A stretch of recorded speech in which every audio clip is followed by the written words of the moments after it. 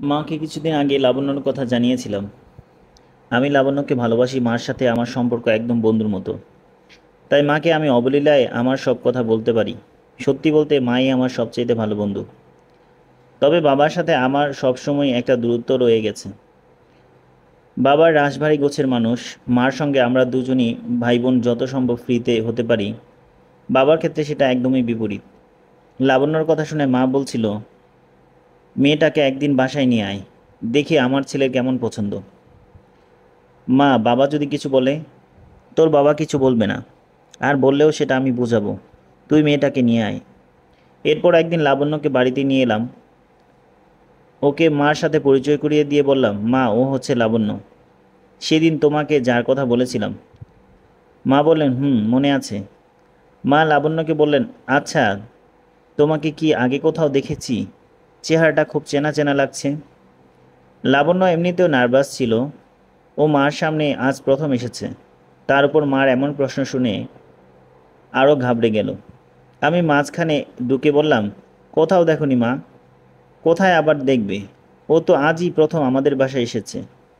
মা আনমনেই বললেন, কিন্তু আমার কেন যেন মনে হচ্ছে ওকে আমি কোথাও দেখেছি। আমি আর লাবণ্যর মুখে চাওয়াচাওয়ি করলাম, কি বলবো বুঝতে পারছি না। মা লাবণ্যকে জিজ্ঞেস করলো, লাবণ্য, তোমার পুরো নাম কি? আন্টি, আমার নাম হচ্ছে লাবণ্য প্রিয়দর্শিনী হাসান। নামটা শুনে মা খুশি হলেন নাকি বিরক্ত হলেন ঠিক বুঝতে পারলাম না। আমার মার নামও লাবণ্য। অবশ্য লাবণ্য নামে মাকে কেউ ডাকে না, সবাই ডাকে ফেরদৌসী। এত চমৎকার একটা নামে না ডাকেই সবাই ফেরদৌসী ডাকে। মাকে জিজ্ঞেস করে এর উত্তর কখনো পাইনি। তবে একবার নানির মুখে শুনেছিলাম, মার এই নামটা নানা জানের একদমই অপছন্দ। মা হাই স্কুলে ওঠার পর মার স্কুলের এক শিক্ষক নানাজানকে বলেছিলেন, লাবণ্য নামটা পাল্টাতে দিলে ভালো নাম রাখতে। এরপরই ফেরদৌসীর আগমন আর লাবণ্যর প্রস্থান। নানি রাখার লাবণ্য নামটা আমার বাড়িতে ঢাকা নিষেধ হয়ে গিয়েছিল। অবশ্য আমি এখনও বুঝি না আমার মার এত চমৎকার নামটার দোষ কোথায়। কেউ ওই নামে ডাকার কারণে লাবণ্য নামটাই হারিয়ে গেল। অবশ্য আমার বাবা কালে ভদ্রে মাকে লাবণ্য নামেই ডাকে। লাবণ্যর পুরো নামটা শুনে মা আর বেশি কথা বললেন না। সোফা থেকে উঠা দাঁড়িয়ে বললেন, তোমার কথা বলো, তোমরা কথা বলো, আমি খাবার দিতে বলছি। দুপুরবেলা যখন এসেছো না খেয়ে যাবে না। মা ভেতরে চলে গেলেন। যেতে যেতেই বললেন, শুভ, একবার শুনে যা তো। আমি লাবণ্যর দিকে তাকালাম। বেচারি যে মন খারাপ করেছে সেটা ওর চেহারা দেখেই বোঝা যাচ্ছে। লাবণ্যকে বসতে বলে মার পিছে পিছে ডাইনিং রুমে ঢুকে বললাম, কি বলবে মা? তুই আমাকে এই মেয়ের কথা বলেছিলি? হ্যাঁ, ওই তো লাবণ্য। কেন মা, কি হয়েছে? দুনিয়াতে এত মেয়ে থাকতে তুই এই মেয়েকে পেয়েছিস থেকে? মার কথা শুনে আমি আটকে উঠলাম। মা, তুমি কি বলছো এসব? ও শুনতে পাবে। কাল যখন আমি বললাম আজ লাবণ্য আসবে তখন তো তুমি খুশি হয়েছিলে। এখন তাহলে এভাবে কথা বলছে কেন? আর তুমি ওকে এই কথাটা কেন বললে? কোন কথা বললাম? ওই যে বললে দুপুরবেলা যখন এসেছো। এটা কেমন কথা মা? তুমি তো তুমি তো জানতে আজ দুপুরে লাবণ্য আমাদের বাসার সাথে আসবে, খাবে। মা আমার কথা উত্তর না দিয়ে নিজের কাজ করতে লাগলেন। আমি জিজ্ঞেস করলাম, মা, আমি কি লাবণ্যকে চলে যেতে বলবো? মা বললেন, চলে যাবে কেন? তার জন্য তো রান্না করা হয়েছে, খেয়ে যাক। টেবিল ম্যাটগুলো জায়গায় রেখে মা জিজ্ঞেস করলেন, ওর বাপের নাম কি? ওর বাবার নাম হচ্ছে ফাইড ফাইরুজ হাসান। মা চমকে ওঠার আমার চোখ এড়লো না। মা, কি হয়েছে আজকে? মা এমন অদ্ভুত আচরণ করছে কেন? আমার নিজেরও হঠাৎ বিরক্ত লাগছে, ভীষণ মন খারাপ হচ্ছে। মাকে বললাম, ঠিক আছে, তোমার বিরক্ত লাগলে ও আর কখনো আমাদের বাসায় আসবে না। হুম। মা কী কারণে হুঁ বললেন বুঝলাম না। প্রথম দেখাতেই যে মা এমন অদ্ভুত আচরণ করবেন এটা আমি বুঝতেই পারিনি। আজ কি এমন হলো যে লাবণ্যকে দেখা মাত্রই এত ক্ষেপে গেলেন? আমি আর কথা বাড়াইনি, আসলে লাভও নেই। মাকে আমি চিনি। মা একবার না করলে সেটা হ্যাঁ হওয়ার প্রায়ই অসম্ভব। মা আর কোনো কথা না বলে নিজের রুমে ঢুকে দরজা খিল দিলেন। আমি বোকার মতো কিছুক্ষণ ডাইনিং স্পেসে দাঁড়িয়ে থেকে লিভিং রুমে এসে লাবণ্যর মুখোমুখি বসলাম। লাবণ্য আমার মুখ দেখে কি বুঝলো কে জানে, উঠে দাঁড়িয়ে বলল, আমি যাই শুভ। আমি কথা না বাড়িয়ে বললাম, চলো তোমাকে পৌঁছে দিয়ে আসি। লাবণ্য উঠে দাঁড়ালো। সে হয়তো বুঝতে পেরেছে মা কোনো কারণে বিরক্ত হয়েছে। লাবণ্য বুদ্ধিমতী মেয়ে, তাকে আমার আর কিছু বলতে হলো না। সেই যে চলে গেল, আমি লাবণ্যকে আর বাসায় নিয়ে আসিনি। এদিকে মা উঠে পড়ে লেগেছে আমার বিয়ে দেওয়ার জন্য। যখন তখন বিভিন্ন মেয়ের ছবি আর বায়োডাটা নিয়ে রুমে এসে সেই সব পাত্রীর যাবতীয় তথ্য উপাত্ত নিয়ে কথা বলতে শুরু করে। আমি যতই বলি, মা তুমি কেন এমন করছো, তুমি কি জানো না আমি যে লাবণ্যকে ভালোবাসি? মা আমার প্রশ্নের উত্তর দেওয়ার প্রয়োজন বোধ করেন না। মা লাবণ্যর বিষয়ে কোনো কথাই শুনতে চান না। তার এক কথা, ওই মেয়ে ছাড়া অন্য যে কোনো মেয়ে, ওই মেয়ের সাথে কিছুতেই বিয়ে দিতে হতে পারবে না আমার। আমি ছোটো খালাকে লাবণ্যর বিষয়টা জানালাম। ছোটো খালা বললেন, বাসায় নিয়ে আয় একদিন, দেখি তোর মা এত রাগ কেন। লাবণ্য ক্লাস শেষে একদিন বিকেলে গেলাম খালার বাসায়। ছোটো মামাও তখন ছিলেন ওখানে। লাবণ্য খুব সহজে মামা আর খালার সাথে ভাব জমিয়ে ফেলল।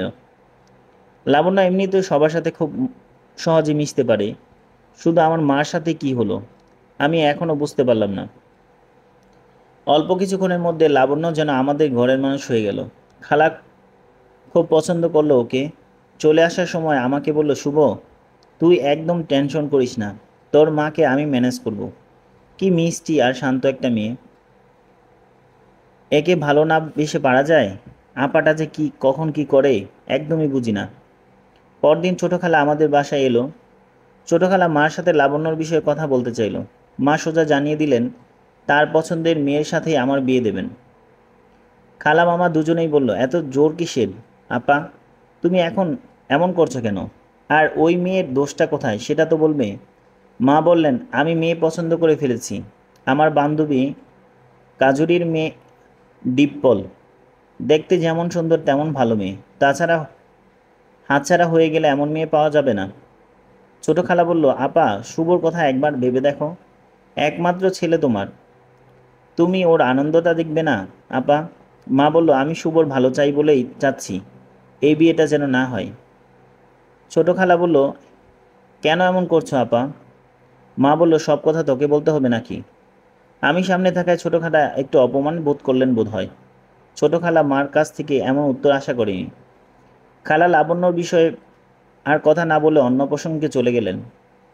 আমি যতক্ষণ বাসায় থাকি মা সারাক্ষণ কানের কাছে একটা কথাই, ডিপপলকে একবার দেখে আয় না বাবা, দেখ যদি তোর পছন্দ না হয় তাহলে আমি কিছু বলবো না, আমি জানি তোর পছন্দ হবেই। আমি ভীষণ অসহায় বোধ করছি। মাকে বোঝানোর চেষ্টা করে বলি, মা তুমি কি একবার ঠান্ডা মাথায় আমাদের বিষয়টা ভাববে না?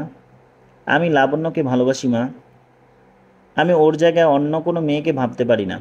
মা বললেন, এই সব সাময়িক প্রেম ভালোবাসা দুদিন পরেই ভুলে যাবি, তুই আমার কথাটা শোন বাবা। মা তুমি যদি এভাবে আমাকে অত্যাচার করতে থাকো তাহলে কিন্তু আমি বাসা ছেড়ে চলে যাব। আমি কখনোই তোমার ওই ডিপপলকে বিয়ে করব না। মা বড় বড় চোখ করে আমার দিকে তাকিয়ে আছেন, বোধহয় বুঝতে পারছেন না কি বলবেন। আমি বললাম, মা একটা কথা বলো তো, লাবণ্যর উপর তোমার এত রাগ কেন? এমনি, ওকে আমার পছন্দ না, কিন্তু কেন? ওর দোষটা কোথায়? আমরা দুজন দুজনকে পছন্দ করি মা, তুমি কেন বুঝতে চাচ্ছ না এই বিষয়টা? মা বলল, আমি এত সব বুঝি না, তোর যদি ডিপপলকে পছন্দ না হয় অন্য মেয়ে দেখ, তোর যদি কালো মেয়ে বিয়ে করতে হয় তো কর, কিন্তু এই মেয়েকে তুই বিয়ে করিস না, কালো মেয়ে। এবার আবার কোনো রকম ধারা মা, মার মুখে তো জীবনে কখনো এমন বর্ণবাদী কথা শুনিনি। তাছাড়া লাবণ্য তো কালো না, লাবণ্যর গায়ের রঙটা সবাই বলে শ্যামলা। কি জানি, আমার তো মনে হয় দিন শেষে সন্ধে নামার ঠিক আগে যে কেমন একটা মনমরা ধূসর সোনালি ছায়া নেমে আসে চারপাশে, তেমনটাই ওর গায়ের রং। আমার কিন্তু খুব ভালো লাগে এই রংটা। আমার সবসময় মনে হয় লাবণ্যর মতো দেখতে মেয়েরা অসম্ভব মায়াবতী হয়। বুঝলাম মা আমার সাথে মিথ্যা বলছে, গায়ের রং একটা বাহানা মাত্র।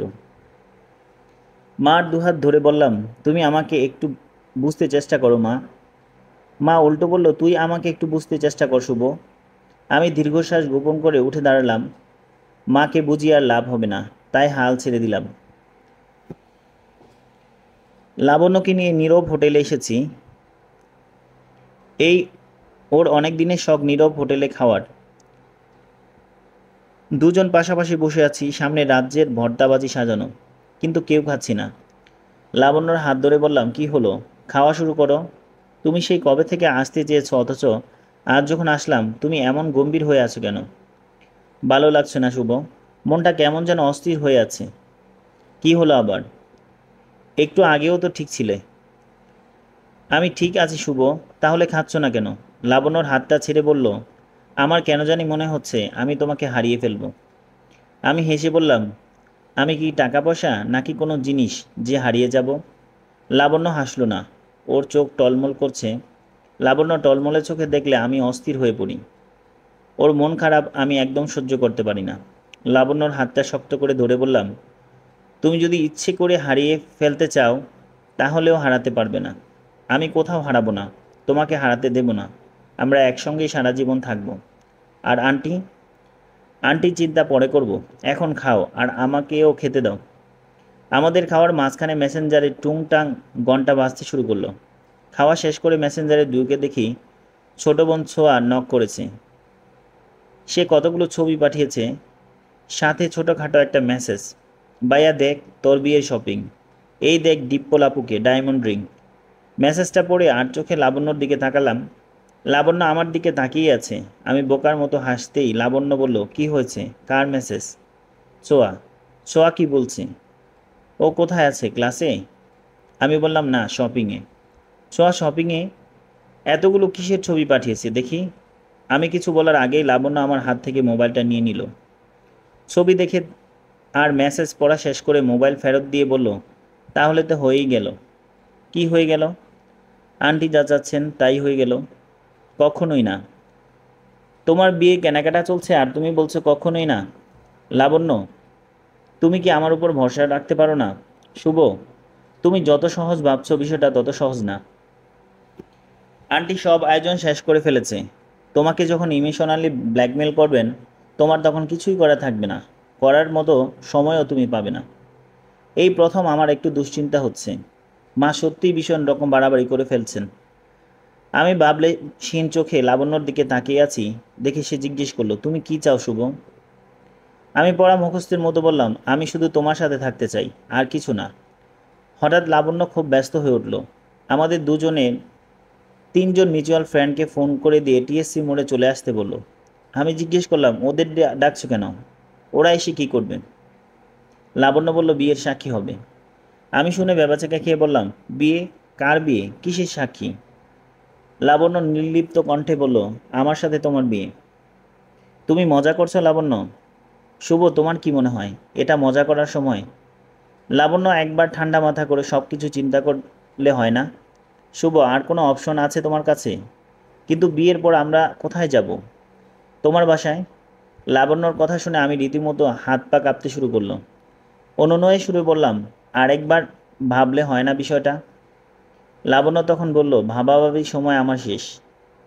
তুমি বিয়েতে রাজি আছো কিনা সেটা সরাসরি বলো। তুমি যদি না বলো তাতেও কোনো সমস্যা নেই, আমি একটুও বিরক্ত করব না তোমাকে। এখনই চলে যাব এখান থেকে, তোমার জীবন থেকে। মনে মনে দোয়া দুরুদ পড়া শুরু করলাম। বুঝে গেছি লাবণ্যকে এখন আর থামানো যাবে না। মাকে কিভাবে সামলাবো সেটা ভাবতে ভাবতেই রেজবিকে ফোন করে বললাম, টাকা পয়সা যা আছে তা নিয়ে মহাখালী কাজী অফিসে চলে আয়। চলবে। গল্পটা 7 পর্বের হবে, আমরা সবাই চেষ্টা করব গল্পটা শোনার জন্য। আর গল্পটা যদি ভালো লেগে থাকে চ্যানেলটাকে অবশ্যই সাবস্ক্রাইব করে দেবেন। ধন্যবাদ সবাইকে।